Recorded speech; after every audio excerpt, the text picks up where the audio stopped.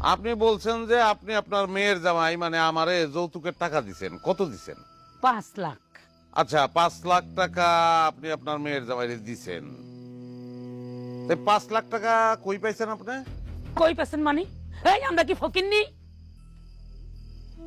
আপনি ফকিন্নি নামে তন্নি সেটা জিগাই নাই, জিগাইছে টাকাটা কই পাইছেন সেটা বলবেন। কেন ভুলে গেছস? আমার জামাইয়ের পেনশনের টাকা তুইলা দিছি, তখন মিনার বাপ বাচ্চা ছিল। তো ভালো পেনশনের টাকা তুলে দিছেন মানে কোত্থেকে তুলছেন? নিশ্চয়ই ব্যাংক থেকে তুলছেন। হ্যাঁ, স্যার, টাকা যেহেতু ব্যাংক থেকে তুলছে, তাহলে তারিখ অনুযায়ী ব্যাংকে খোঁজ খবর নিলে তো এটার প্রমাণ পাওয়া যাবে যে ব্যাংক থেকে তুলছে কি তোলে নাই। আপনার আর একটা অভিযোগ ছিল যে আমি আপনার মেয়েরে পিটাইছি। তা আপনার মেয়েরে আমি কতদিন পিটাইছি? আমি কি গণ্য রাখছি? প্রত্যেকদিন পিটাইছস। প্রত্যেক দিনই পিটাইছি। আপনি নিজের চোখে কয়বার দেখছেন? কমপক্ষে 8-10 বার নিজের চোখে দেখছি। 8-10 বার দেখছেন। তো শেষ যেদিন পিটাইছি মানে যেদিন আপনার মেয়ে চলে গেছে সেদিন তার আমি কি দিয়ে পিটাইছি? কি দিয়ে পিটাইছি মানে? ওই যে লাঠি দিয়ে পিটাইছে। লাঠি?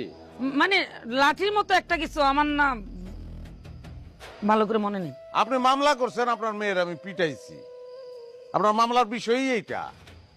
অথচ কি দিয়ে পিটাইছি সেটাই আপনার মনে নাই। এত বড় গুরুত্বপূর্ণ বিষয় আপনি ভুলে গেলেন। না না না, মনে পড়ছে মনে পড়ছে। হাতুড়ি দিয়ে পিটাইছো, আর এটা তো হলো বড় কথা না। কি দিয়ে পিটাইছো, হাতুড়ি দিয়া না বাঁশ দিয়া, এটা হলো বড় কথা না, আসল কথা না।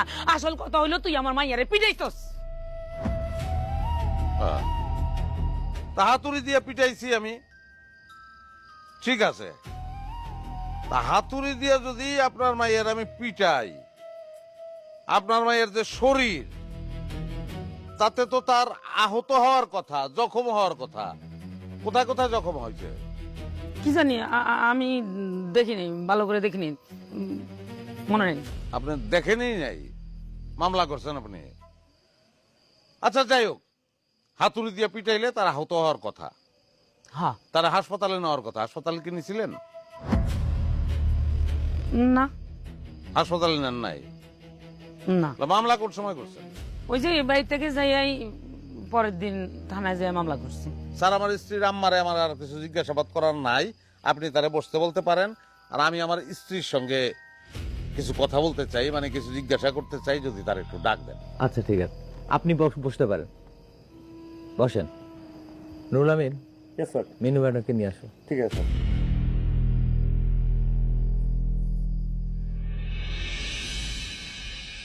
আজকে প্রমাণ করে ছাড়বো। আরে দূর, কি কিচ্ছুই না।